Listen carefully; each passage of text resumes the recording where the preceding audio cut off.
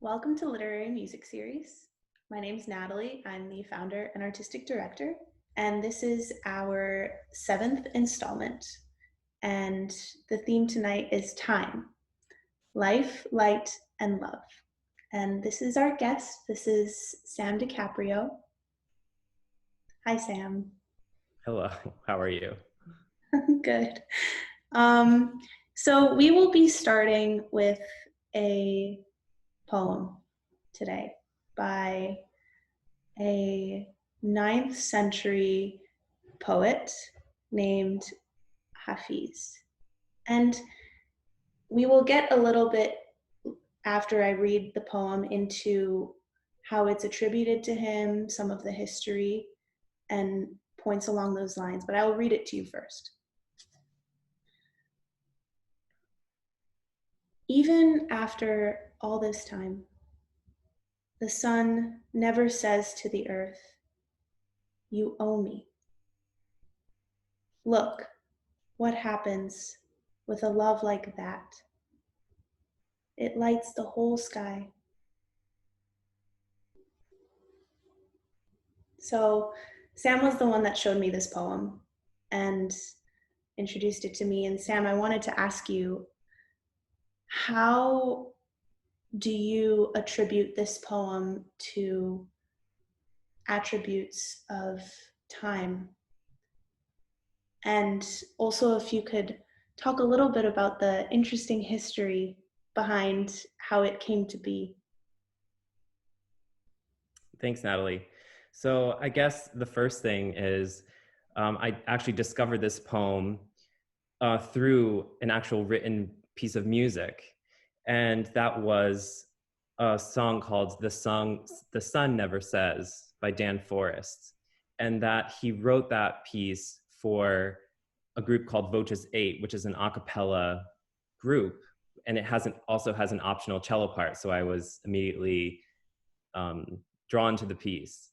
And the text really touched me in a very profound way. So I actually looked a little bit into, the background of it. And I discovered through some of the program notes that it was written by this Persian poet, Hafiz, that you mentioned before, in the 9th century, but that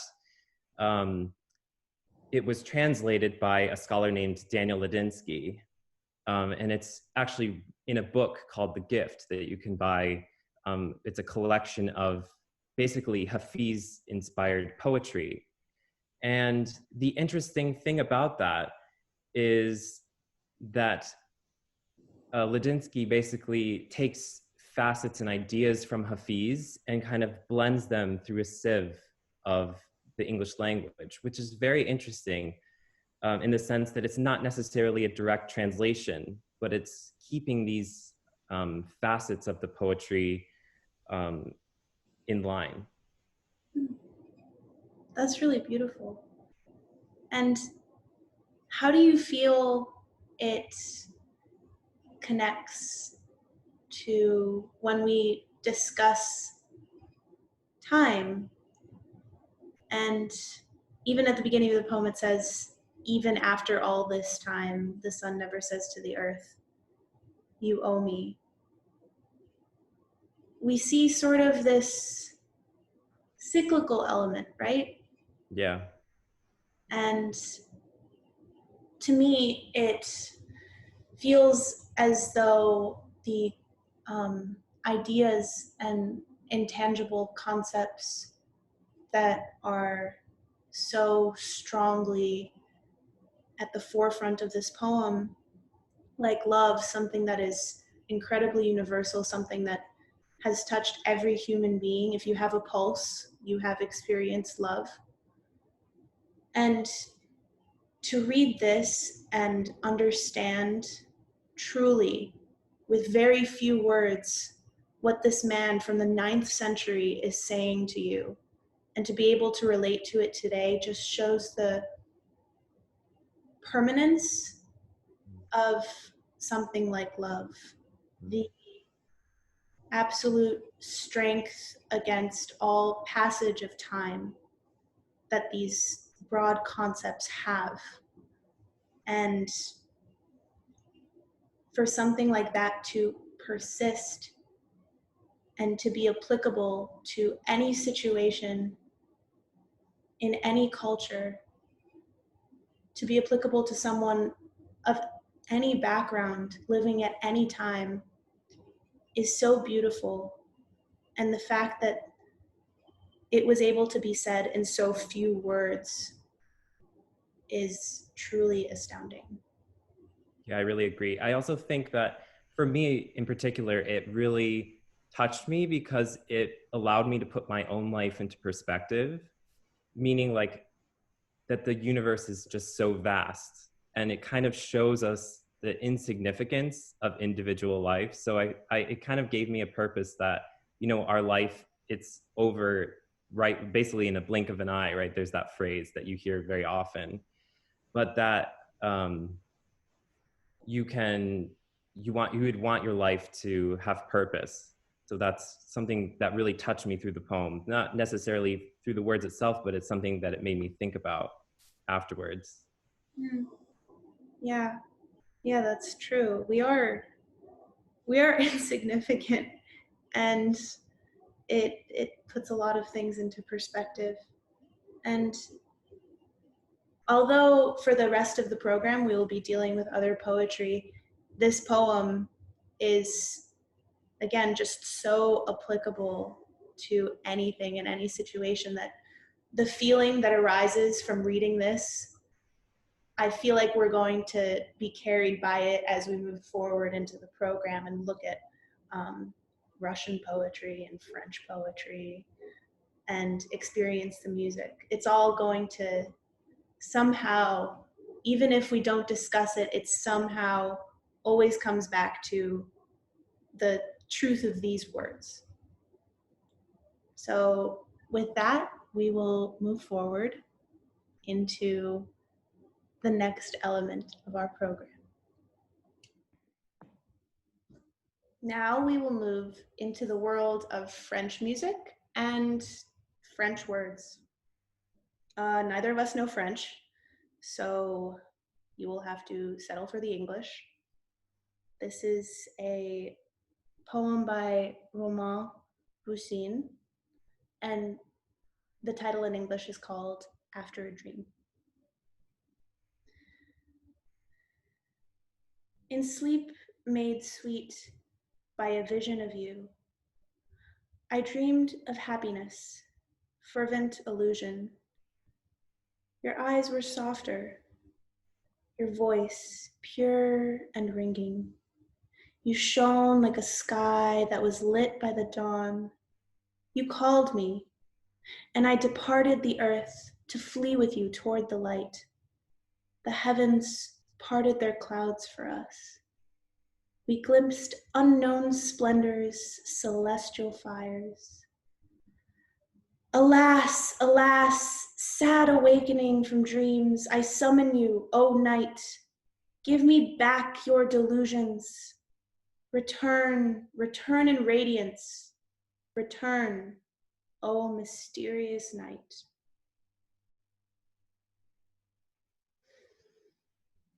I really feel in this poem an uncomfortable yearning and an urgency to escape a present reality and return to this glorious, loving feeling, a fleeting feeling that you can return to always, but the time in which the feeling occurred has passed.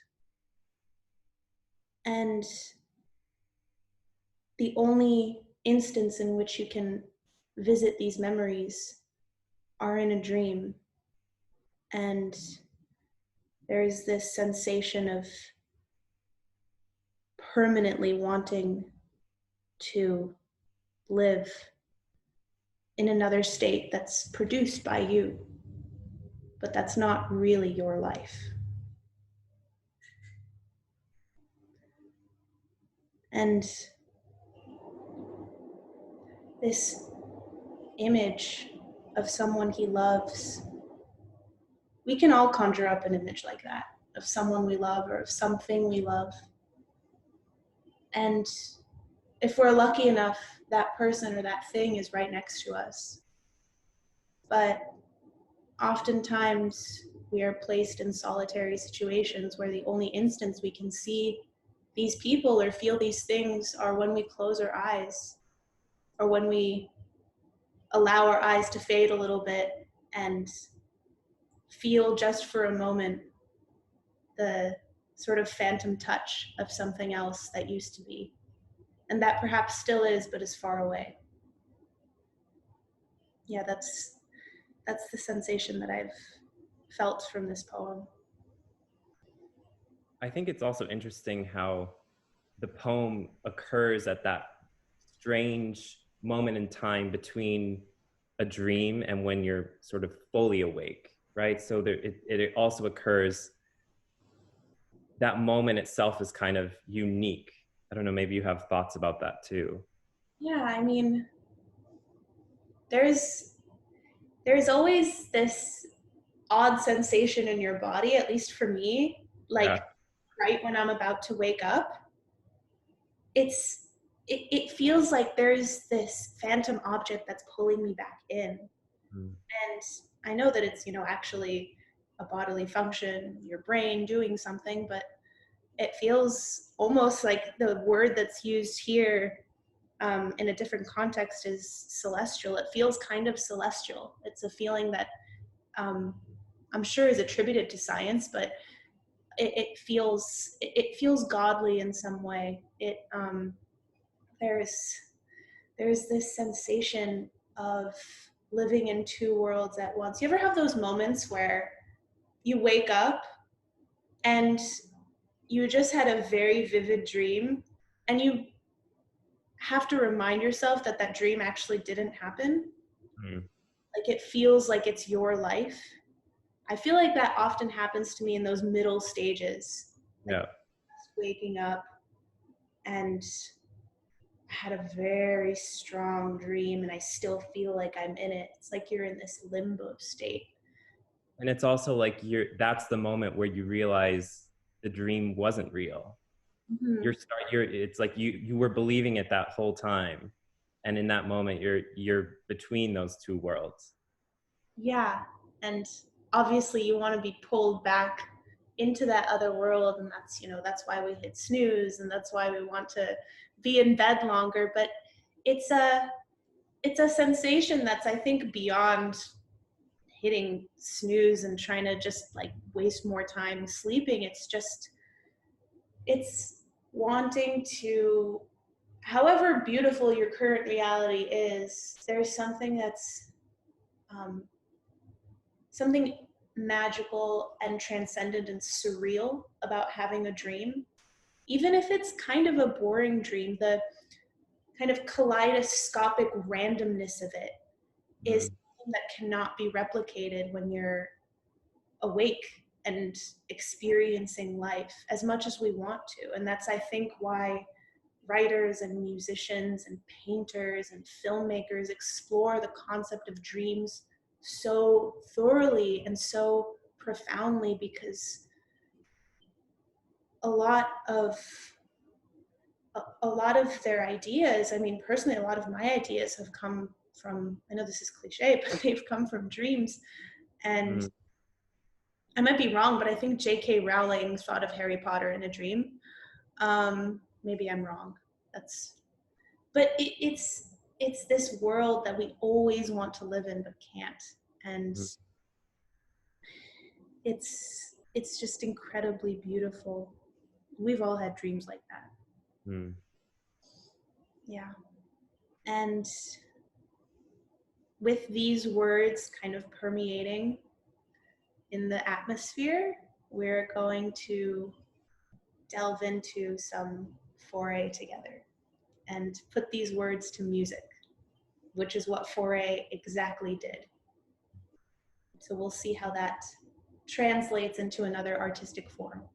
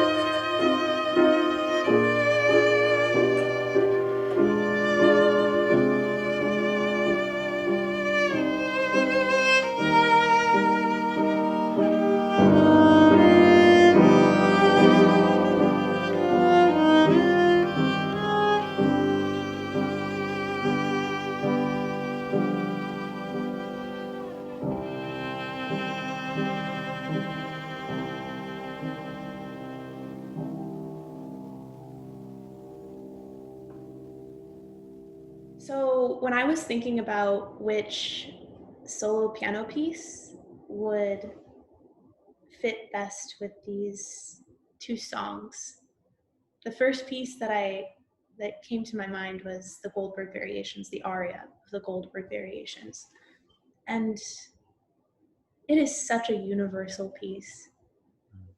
If you're a classical musician, or truly, I mean, even anyone, this is such a monumental work of art, something that has been in our ears and in our hearts so prominently for so long. And when I think about the aria specifically of the Goldberg Variations, I actually connect it to the Hafiz poem that we talked about at the beginning of the stream, because both of these works of art, these masterpieces, share an element of timelessness, an element of being so strong and so averse to the passage of time and how it changes things. Because the Goldberg has stood in its place, the aria has stood in its place for centuries. Wars happened, famines happened, genocides happened, but the aria never changed. The feelings that were elicited from this music never changed. And the same could be said about the Hafiz poem, the love that is felt, despite the turbulence and history that came before and after and that's still happening. It's still so relevant. And the unspoken feelings in the aria, no matter where you are or where you come from, they are so relevant. Yeah, I think going off of that a little bit, like the timelessness aspect is definitely felt so strongly, but also just in general, I feel with the aria, it's so, I mean, first of all, it's incredibly beautiful, but when even from the first note, you feel like time itself stops, right? It's just like you, I mean, if you're playing, especially, I can imagine, I mean, I'm not a professional pianist, but you feel like it's just you and that music in that moment, experiencing that. And I think there's something so beautiful. Like you said, it really ties back to the element of time and of life and of experiencing all of those things. Mm-hmm. Yeah, that's beautifully said. And I hope it always feels like an honor for me and also very intimidating for me to play this piece because of everything that we said about it. Mm. So I hope to allow time to stop for you as I play this piece.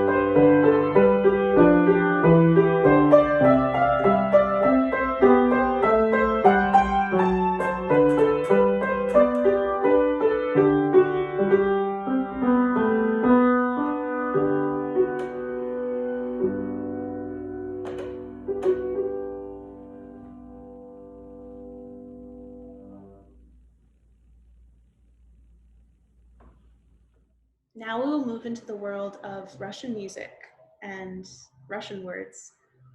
And one of us here actually knows the language this time. So I will be reading for you this beautiful poem by a Soviet poet who is also a lyricist named Galina. And Rachmaninoff took those words and set it to music. And this poem in English, I will first read it in English, is called How Fair is the Spot? And then I will read it a second time in Russian. How fair is the spot? That's the title. All is well here. Look in the distance. The river glows like a fire. The meadows are like a colorful carpet. And there is the whiteness of the clouds. There's nobody here. All is quiet. Here I am, alone with God, and the flowers, and the old pine, and you, my dream. And now I will read it in Russian. Здесь хорошо. Вскали, вдали, окном горит река.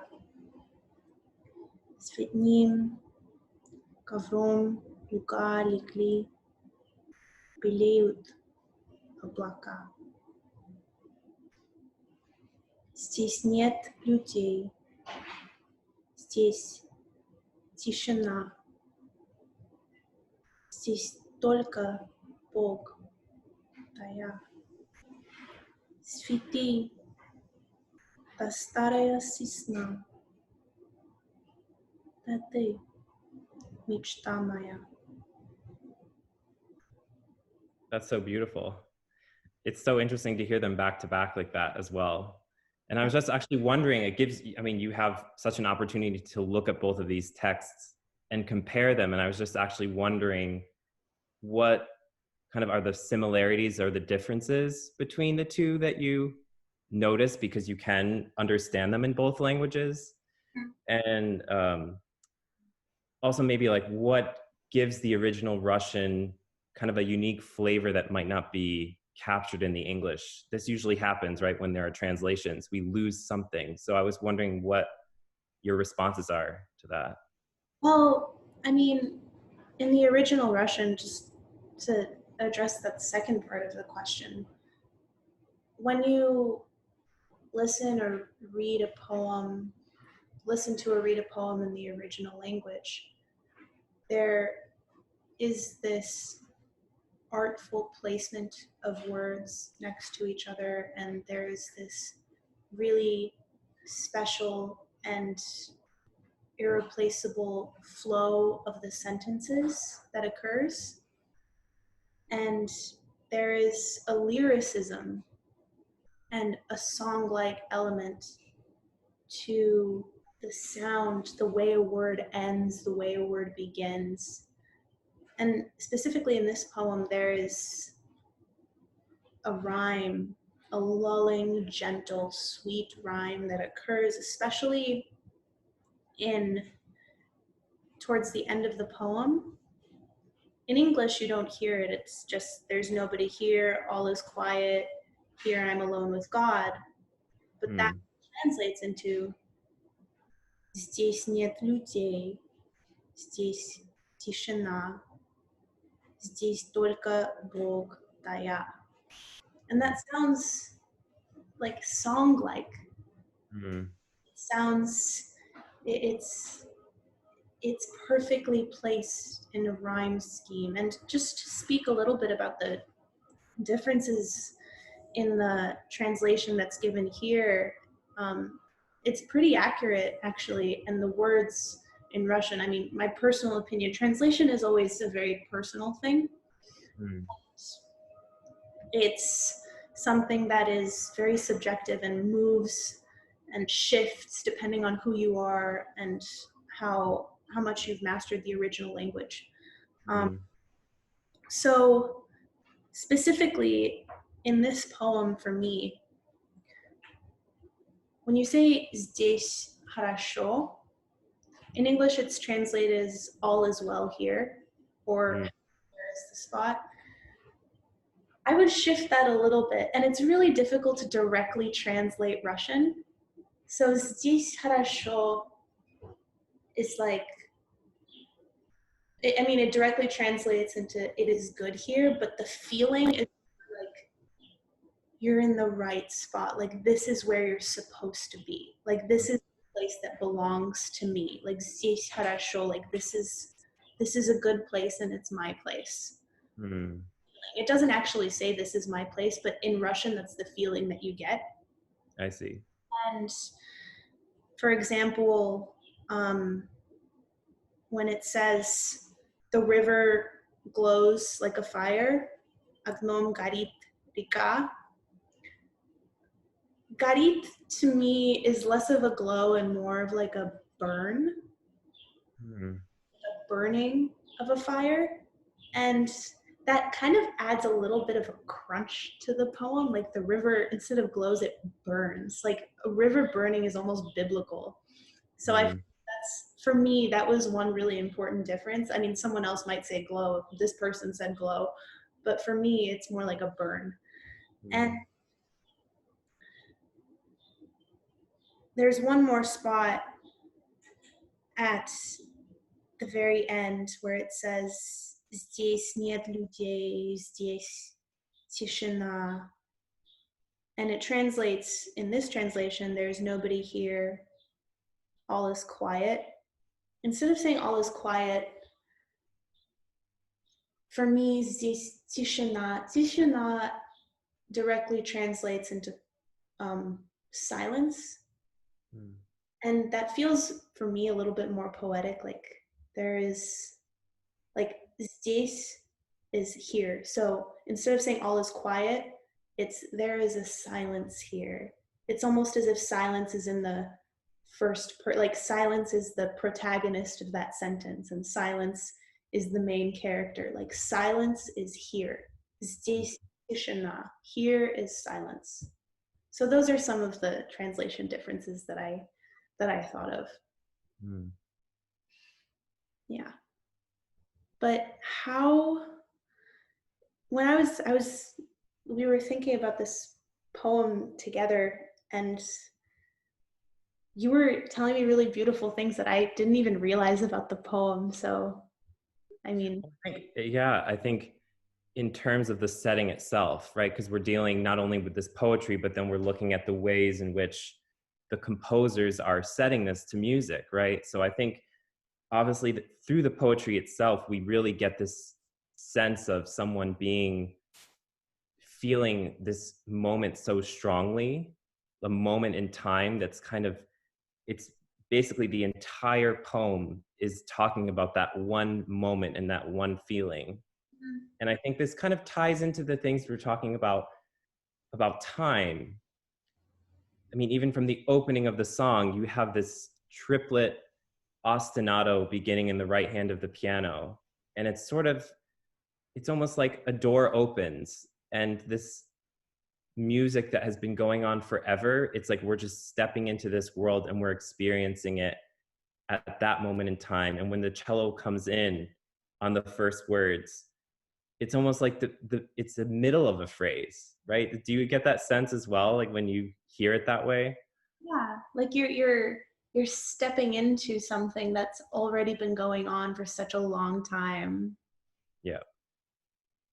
It's like you're entering a scene and like in connecting it to Russian literature in a little tiny way.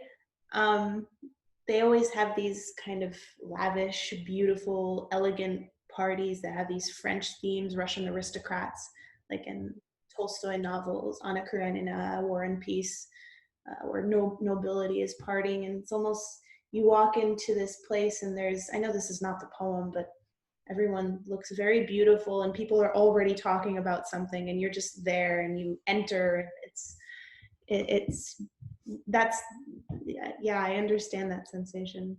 I think that we get that strongly at the beginning of the piece. And I think the other very interesting thing about Rachmaninoff's setting is the ending is completely in the piano part, right? The voice, or the voice part that I've transcribed for myself on the cello, it dies away, right? And You, My Dream at the end, and the piano finishes by itself. So it's sort of like the person experiencing this is in a state of reverie almost at Mhm. the end of the song. I Yeah, think those two things for me in the setting are quite special, and also the range of, you know, the vocal part itself is just, I think it's stunning. it is stunning. Yeah, it's it has this beautiful high note Mm. right at the very end before the piano picks it up, or the orchestra in the original. It's just incredible. Yeah.